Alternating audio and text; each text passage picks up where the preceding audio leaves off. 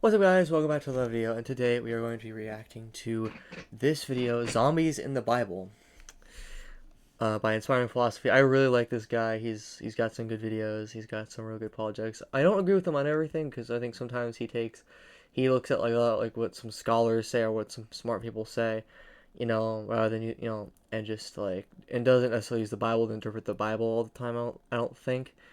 Um, the only time I can remember this, I guess, is like when he talked about hell or whatever. Like he talked about some theoretical visions of hell or whatever. I'm not saying he was saying that that's like what hell is for sure, but like I think he is a Christian universalist. I think, or he believes that everyone's gonna be saved, or at least everyone's gonna have a chance after death. I think to turn to God. I think, but um I think that's what he believes, but don't take my word on it. But that's what else has seen his video on that, so let's watch it. Christians don't talk about this verse because they're not able to account for it.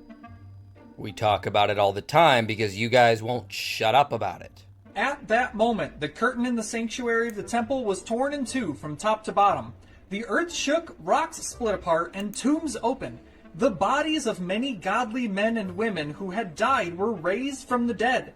They left the cemetery after Jesus' resurrection, went into the holy city of Jerusalem, and appeared to many people. What this means is that there was a zombie apocalypse after Jesus died and resurrected. No, Well, first of all, they wouldn't be dead because God raised them from the dead. They're not dead anymore.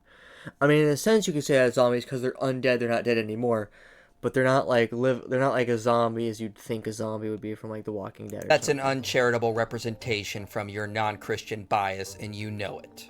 There wouldn't have been any zombies because these people would have been resuscitated, Exactly. like Lazarus was. He was a person who came back to life. When he had said these things, he cried out with a loud voice, "Lazarus, come out!" The man who had died came out. His hands and feet were bound with linen strips, and his face was wrapped with a cloth. Jesus said to them, "Unbind him and let him go." That's crazy, bro. Imagine like saying unbind him, let him go. Like it's like a man who was just dead a few minutes ago. I mean, that's got to be crazy, dude. Or hours ago or something. Like, dang, that has to be shocking, really. He wasn't a reanimated corpse. Second, it would not have been a lot of people, let alone an apocalypse. In that day and age, only the wealthy could afford tombs. And it says only the godly men and women came out. That's true. So that must mean it's not a lot of people because, the wealthy people, and there's probably not a ton of wealthy people, so they had tombs, and the godly wealthy people. And the Bible does say, like, it's hard for a rich man to enter heaven than a camel to go through an eye of a needle, I think. I don't remember exactly the phrasing of it, but, I mean, there probably wouldn't have been very many. In that time and region, bodies would only be in tombs for about a year. After that, relatives would go back in, collect the bones, and then place them in a bone box. So we're only talking about the godly, from the wealthy, of the people who had died the past year in or around Jerusalem. So maybe a few dozen. But that might not be what Matthew is trying to say. The scholar Mike Licona has made the case that Matthew was probably just using poetic or apocalyptic language of the time.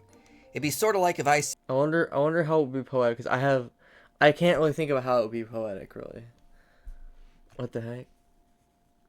Okay, I'm curious. I gotta see this. Said Jesus' death was so climactic, hell froze over.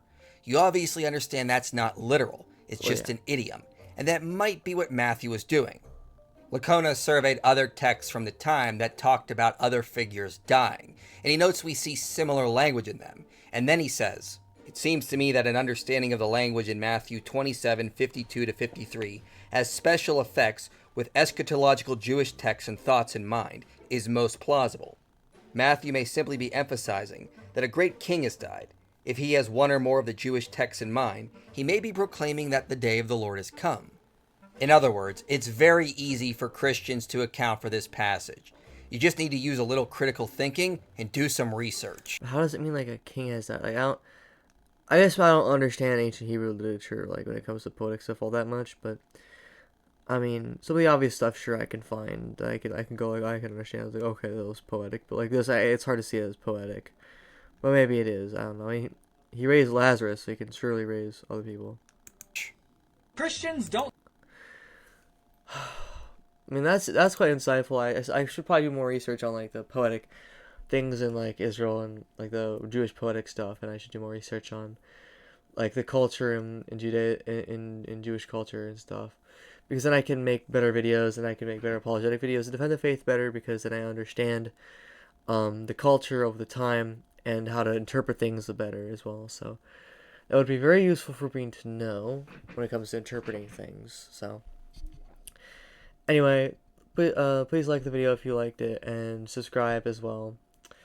Uh, and if you enjoy my content, and please leave a comment, leave it about what you think. Was Inspired Philosophy wrong here, or did he make any mistakes that you know of, and or was he right, or like, what do you think of it? Did your mind get changed if you had like a suspicion about the zombie passage here? Please let me know in the comments down below. Okay, that sounds super monotonic. Please let me know. Okay, no, but anyway, thank you guys for watching so much. I'm sorry I'm not reacting too much to this one, because like I mean I don't know too much of what to say to it. I mean it's kind of a short video, but like I mean it's I find the poetic thing, how if it is poetic, that would be really interesting, because I don't I just I just don't see how that could be poetic, really. I mean, but anyway, thank you guys for watching. God bless you guys. Have a good night out. Bye.